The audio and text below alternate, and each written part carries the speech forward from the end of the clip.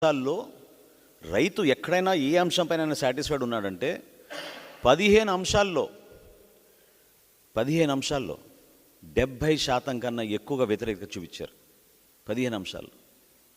ఒకే ఒక అంశం పైన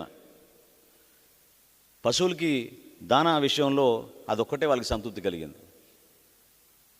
మిగతా అంశాలన్నీ కూడా వాళ్ళు 100% ఒక 9 అంశాలైతే 100% వాళ్ళు నెగిటివ్గా ఇచ్చారు రిపోర్ట్. అంటే ఎందుకు మీరు ఈ వ్యవస్థను ఇట్లా చేశారు? ఎందుకు మీరు గ్రామీణ ప్రాంతాల్లో ఉన్న ఒక మంచి వ్యవస్థ, వ్యవసాయాన్ని కాపాడుకునే విధంగా ఉన్న వ్యవస్థని మీరు ఎందుకు నీరుగార్చారు?